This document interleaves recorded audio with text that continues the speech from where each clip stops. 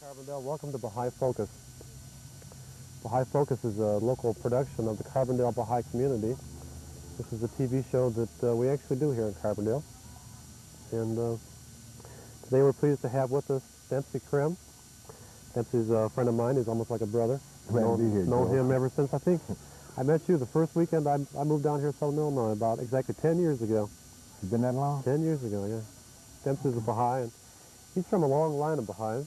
We interviewed his mother earlier. Just about everybody in your family's a Baha'i now. Yeah, that's true. That's true. It's been like a Baha'i chain reaction go through your family. Well, we found what we thought was the truth, and we jumped on it. Yeah. You were the first one in your family to become a Baha'i? True, yeah. How did that happen? Well, I went to Carbondale. I was working at the chemical plant in Metropolis, and it closed down, so I said, I'm going to school to do what I want to do. And I was going to school at SIU. I ran up on some Iranians, and they had this particular weird thing called Baha'i Faith. So I tried to bring it back to Christianity for about... You were living in, was it the Baptist Student Center at the time? No, it was the Northeast Carbondale. It was a predominantly black community, you know. Okay. And we had this, first of all, we had this white student moved in our black, shall we say, dormitories. He was a Baha'i. And so we gave him a lot of hassle for a while. He had me going to meetings, and I met some of the Iranian Baha'is there. And so after a few years, I didn't just jump in real quick. It took years. Yeah, it's an independent investigation of the truth. It took me, I guess, about 4 years before I actually decided that it was the truth. And from there, the rest is history. Yeah. Your mother was saying that you were an elder in the church. Yeah, I was a deacon in the church. A deacon. I preached one sermon. And as I was preaching the sermon, I felt like, hey, I shouldn't be up here. I mean, I'm not called. I'm not called. So I finished the sermon, and I hope I didn't, cheat people. I did the best I could, and so I wasn't going back anymore. So I didn't, yeah. So I think your mother was saying that you're from a Baptist background. Yeah, all the way, yeah. Baptist, now, yes, yeah. I love it, yes, I did, yeah.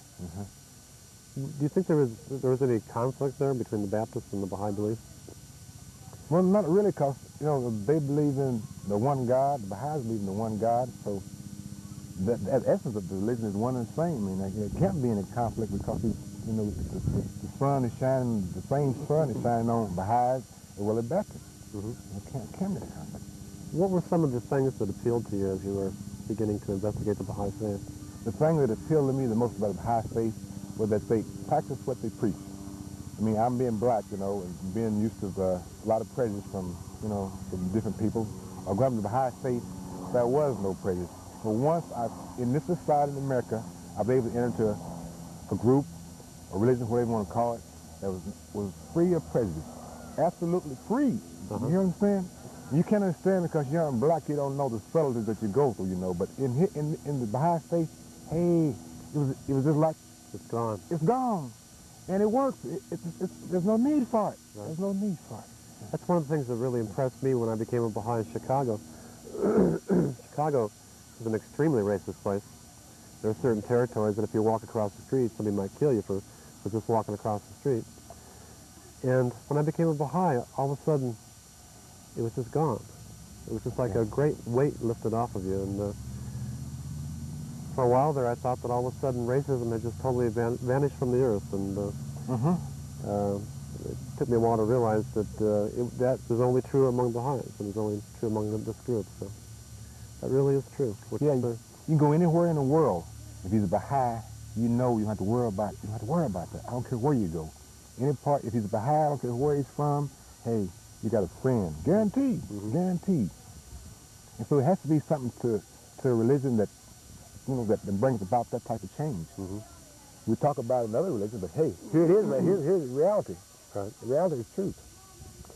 The Baha'i writings say that it is the difference between people that makes things beautiful. It's the diversity that makes it beautiful.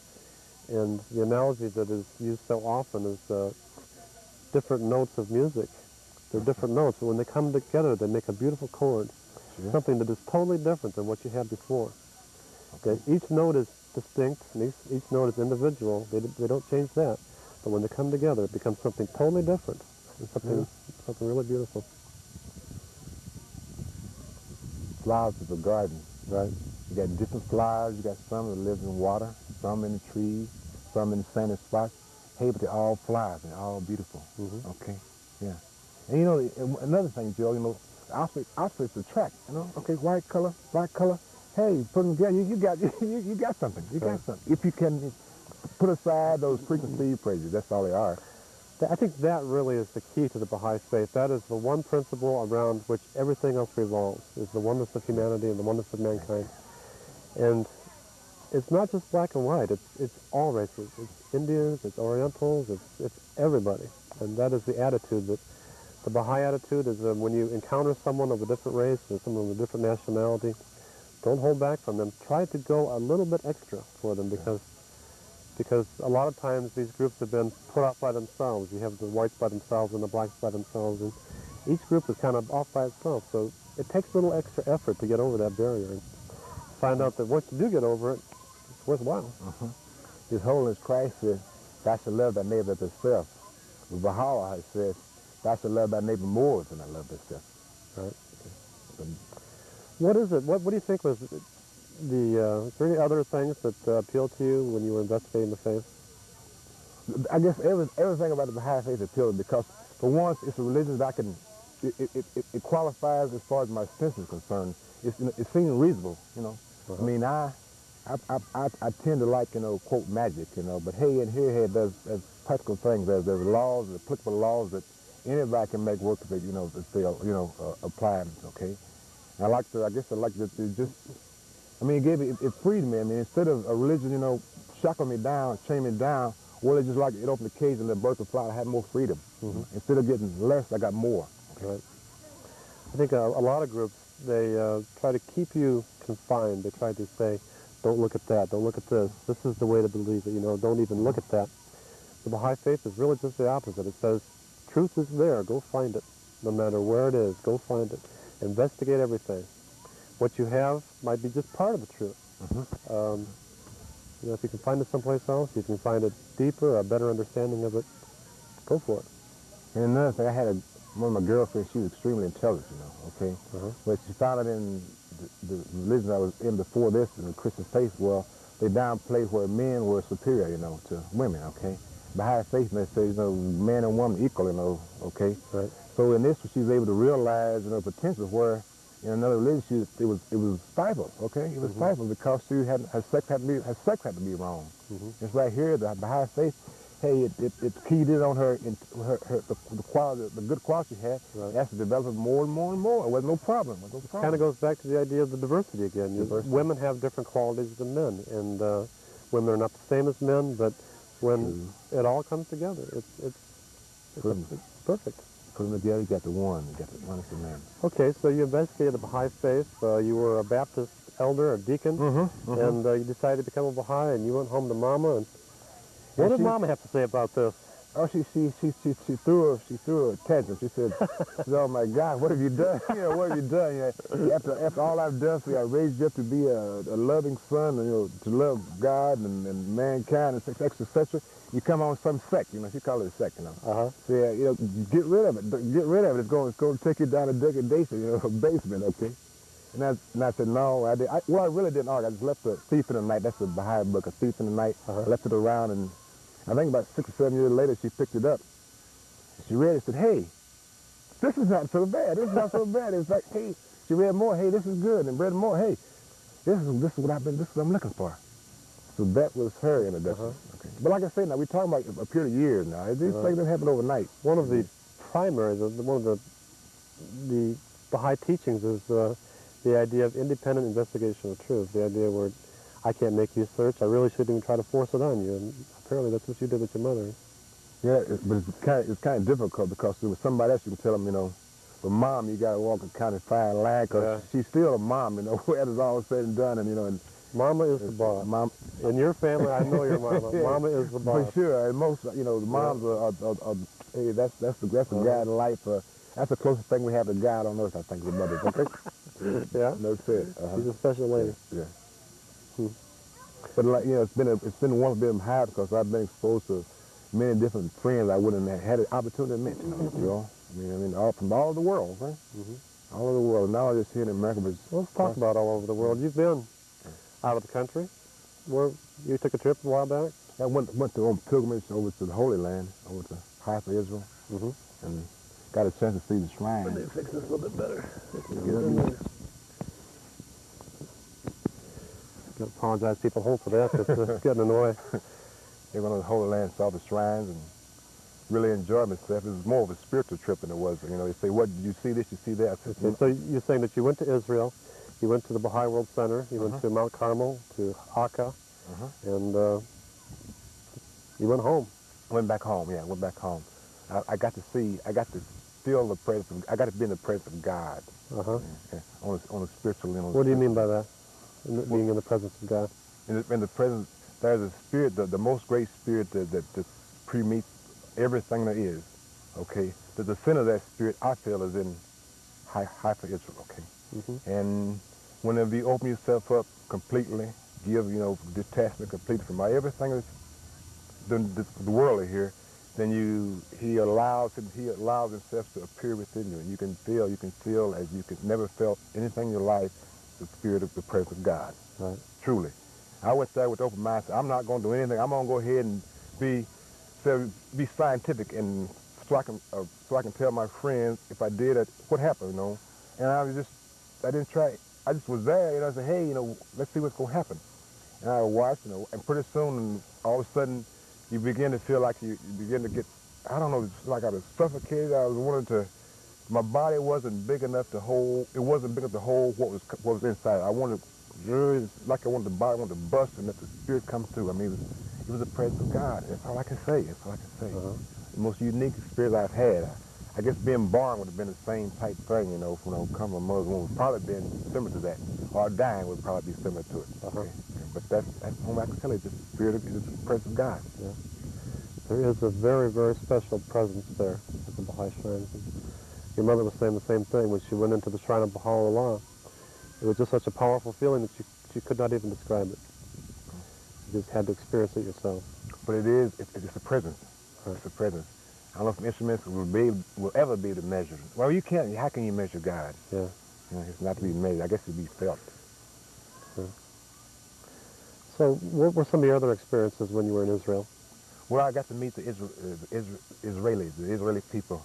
They were warm, wonderful people on the one hand, but on the other hand, they had to be aggressive. Okay, if they were allowed to be, I can see them being very warm and loving.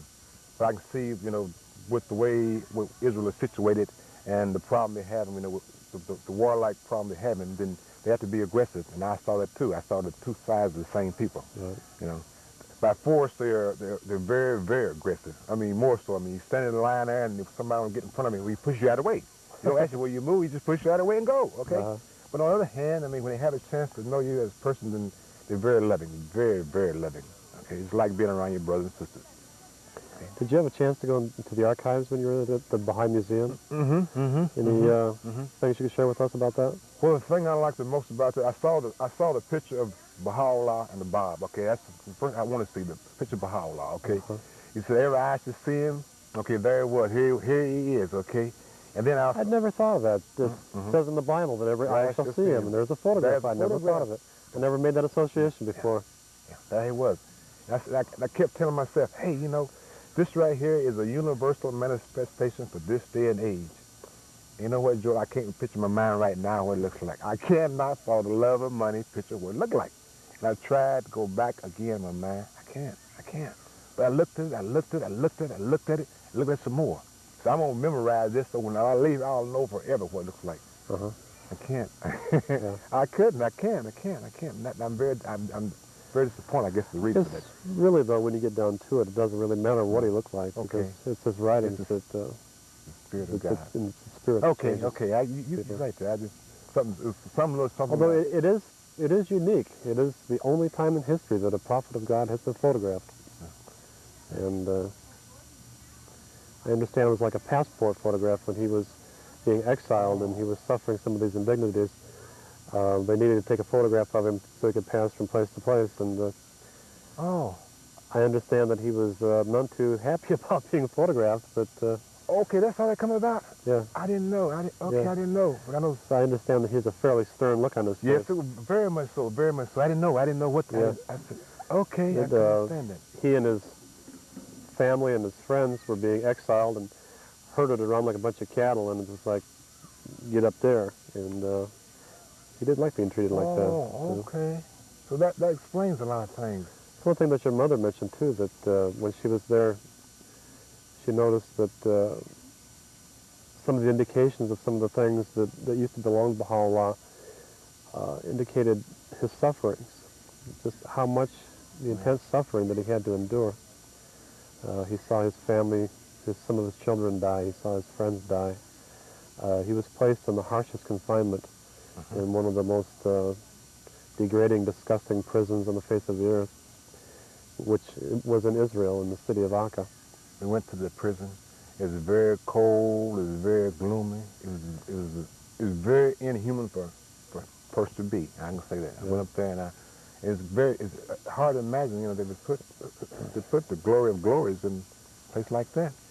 It's very hard to make because it's cold. It was very uncomfortable to be. Very uncomfortable place to be. If you read the story of Job and compare it to the life of Baha'u'llah, the life of Baha'u'llah is the story of Job. He was a very rich man. He was very powerful, and he was brought down to nothing. And he was made to suffer, and his family was made to suffer. And this is the story of the suffering Messiah from the 53rd chapter of Isaiah, that here's a man who was bruised, he was beaten, he was degraded. Isaiah says that he was thrown into prison, he was shut away from the world. And the reason that this happened is because it pleased God to test him and to prove him. And then it says, God says that he would greatly extend his years, that he would live to see his seed or live to see his children. And this is what happened to Baha'u'llah. He was shut away in prison, spent 40 years as a prisoner, and he was shut away in the dungeon. And it seemed like everyone around him was dying, and it seemed like he would die. And this is exactly what Isaiah pictures, that shut away in prison, and yet God brings him out of the prison and exalts him to the highest level in the history of... think of all the other people, the people that put Baha'u'llah in prison. Who knows about them now? You know, they've been brought down to absolute nothing, and yet the man who was sitting in the dirt and in the most horrible, unsanitary situations imaginable, being chained in the prison, has been raised to the highest level of admiration among millions of people in the earth. It's remarkable how it works. Any other thoughts about Israel? Well, yes, I was going to say, Joel, in the gardens there of Israel, out in the gardens, the Baha'i gardens, I guess they're the most beautiful gardens in the world, because you have people who take a tour of Israel. One of the stops that they have in a tour guide is the Baha'i Gardens, Baha'i Holy Land. I was surprised to see that, you know. I was surprised to see, and it's a tradition is that... It is a showcase. It is without a doubt, without a doubt. Without a doubt. Everybody tells you when they go to Israel, really what a barren country it is. It is so... there are places where you can't see a plant for any place. And it's just like a desert. And yet when you go to the mountain, when you go to Mount Carmel, all of a sudden there's this lush greenery, and it's really a miracle.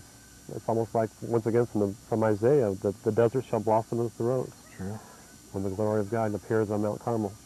And it's a funny thing, when the Jewish people get ready to have a wedding or something like that, they come out to the Baha'i Gardens and use it as a background for their weddings. Did you know that? Right.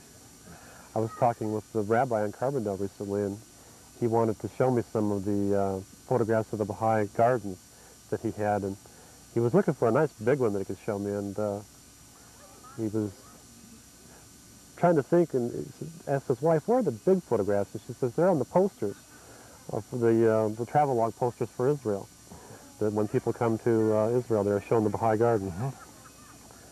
It is incredible. You met the House of Justice when you were there. Oh, yes. It's a magnificent structure and beautiful people in it, okay?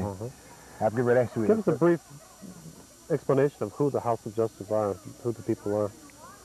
I guess the best way to say it is those 9 men are the one who govern the Baha'i world. That's the seat of infallibility. That's the Baha'i faith as the Pope is to the Christians. That's the guiding light. That's God upon the face of earth in the hearts of men. Okay. And the structure they have, it's a magnificent structure, man. This is the House of Justice, the Universal House of Justice is a body of people, though. It's a body of nine people. It's not one person. My brother's saying that if we have visitors from outer space, well, since that is the house for the world, then that's where the visitor out of space would contact. Okay? Take me to your leader. Yeah, I mean, you wouldn't go everywhere. You go to the one spot. So the one spot be the House of Justice. Yeah. Okay. For this universe here. Well, the world hasn't quite caught up with it yet, but there'll come a time. It will. This is something that's been envisioned to last for at least 500,000 years. So I guess we can be a little bit more patient. Let's talk a little bit more about the Baha'i teachings. What are some of the other ones that you could mention? Well, you say the independent investigation of truth. That's to me. That's a cornerstone for not only the Baha'i faith. It's a cornerstone for understanding. That's reality in a sense. Okay, independent investigation of truth, and of course our keystone, the ones of mankind. I mean, that's those two teachers right there. They kind of commonplace now, but when it was brought out 100-something years ago, it was a little bit far-fetched. And also you have the equality of men and women, universal education for all, and you have science, religion must agree, okay, and you have economics. You have a spiritual solution to the economic problems. What does that mean? That means, I guess in essence, there will be no extreme wealth, no extreme poverty. People of their own accord, the rich will give to the poor when their hearts are being changed when the time comes and man's heart has become soft and kind, understanding, then he won't want to have too much, or he won't. If he has a lot, he'll give to those who have less. You will have situations where you have people starving on one part of the planet and people throwing away food on the other part, I suppose. Well, and Abdul-Baha said, Abdul-Baha, the son of the prophet man, said, this is the first time that a prophet of God, a manifestation, has laid down specific rules to govern the economic situations, okay? So there's a pattern that Baha'is have laid down by the manifestation, a leader, okay? And also the unique thing about the Baha'i faith is that his teachings are written down. There's no anybody trying to remember it 20 years ago. No, just what did he say 20 years after he says it? It's not an oral tradition. He either wrote it himself or he had a secretary write it down for him and he checked it to make sure that it was accurate. And we have these writings. They still exist. And in fact, they have been duplicated and they've been sent to every corner of the world. So no matter whatever happens, wherever, if there's a war or whatever, they will always remain intact. Muhammad says you got me and my family, you got the book. And after me and my family, you have the book. And so, I guess in their religion, people, his whole is Christ. When he was here, there's a few people got his sin, but the word he has has been spread to the whole world, okay? So, we talking about religion, we talk about the word, we talk about God's thoughts been put into words. So in the Baha'i faith, we have over 100 volumes. That's the one thing I like about it, because over 100 volumes of writing. Right, and you can't get, the more you want, the more you can get. It's just like, he said, I'll rebuild my thrones upon the waters. Waters mean knowledge. So in the Baha'i faith, they got more knowledge, as much knowledge as a man can absorb in a lifetime, okay? In 3 lifetimes, as far as that's concerned. That's for sure. You were saying that one of the things that really encouraged you to investigate deeper into the Baha'i teachings was the book Thief of the Night. Could you tell us a little bit about that book? What does it discuss? Well, it's William Sears. It's William Sears. By the way, there is a copy of the book Thief of the Night in the Carbondale Library if anybody wants to take a look at it. Well, Joe, I'm not that familiar, but I can say it. William Sears wrote a book. He wrote the proofs using the Christian Bible, and Baha'i faith put it. He wrote the proofs that where a person can read a while and go to the Bible and check to make sure that the Baha'i faith is saying what the Bible. Baha'i faith and the Bible come together. There's a balance between the two. And if you open-minded read them, you'll see that, hey, this right here is just another step, just one more step. A lot of it, the first part of the book, deals with the fulfillment of Christian prophecies. and the idea that Baha'u'llah does fulfill the Christian prophecies. And I think that's what your mother was saying. That's really impressed her, is the idea that she's been waiting for the fulfillment of the prophecies, and then all of a sudden, here it is. And it's irrefutable. It's right there in front of you. And it's just not drawn for one or two passages. It's drawn for just passage after passage after passage, entire chapters, entire books, saying, you've been waiting for this. Here it is. What more do you want? And really the same thing is true of all the books. You can go to the Islamic writings and the Islamic prophecies and the Islamic traditions. And the Baha'i faith is the only religion that has grown within an Islamic world ever. It is the only religion that has shown significant growth within the Islamic world. Christian missionaries have been going into Muslims for centuries, and there's almost no result. And yet the Baha'i faith has been around about 140 years, and it's already, for example, the second largest religion of Iran.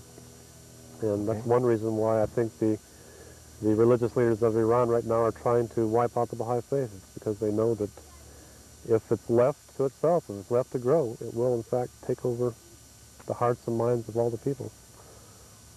It won't take it over. They will willingly accept it, I think would be a more accurate way to say it. But that's one of the really fascinating things about it. And it doesn't really matter what background you're from. If you're from Christian or Muslim or Jewish or Zoroastrian or Hindu or Buddhist or American Indian or Eskimo, there's something in the religion about becoming a Baha'u'llah. Joe has a point that I wish you could make, about the covenant, if you have enough time. Okay, we've got about 2 minutes. Let's talk about the covenant. Okay, this is the first time in the history of religion that the prophet man or the manifestation left designated who was to succeed him, where there could be no division among... In writing. In writing, yeah. And that kept down, kept the Baha'i faith whole and intact. Right. That's is so important, first of all, because the Baha'i teachings and Baha'u'llah's teachings talk about unity. Unity among the entire world. And this is something that is gradually growing and gradually beginning to envelop the world. But it's something that would be entirely impossible if the Baha'is themselves were not united. There are not different divisions of the Baha'i faith. There isn't Catholic and Protestant Baha'is. There's no denominations. There's no... There's one Baha'i faith, and no matter where you go in the world, it is the same. Same structure, same administration, same everything, same beliefs, same teachings. It's one thing when you see Baha'is that come from other corners of the world, you say, what is the Baha'i faith like in your country? And they say, it's no different. It's no different. And that's one way, I think, that the Baha'is, with relatively few numbers, can accomplish so much, is because we are united. And when you think about it, even though, I don't really know how many Baha'is there are in the world, there's millions, but you get millions of people together united around one idea, and they can move mountains. True. They can move. True. They can do incredible things. We got about 30 seconds left. Any parting shots, anything you'd like to say to the people of Carbondale before we sign out? If you don't do anything in your life of this right here, check it out, If it's the truth, it won't stand. And if it's false, it won't stand. If it's truth, it will. You owe it to yourself. Really, you owe it to yourself. Thank you. Our guest today has been Dempsey Crim. Thank you, Joe. This is, he's more like a brother than a friend, but I really appreciate you coming on the show. And it's been my pleasure, it really has. Baha'i Focus, as I mentioned earlier, is a local production. It's produced here in Carbondale. We just put it together ourselves. It's shown every Tuesday at 5 o'clock on Channel 7, Carbondale Cablevision. And it's also shown every Sunday morning at 8 o'clock in the morning. So try to catch it. Thank you. So Baha'i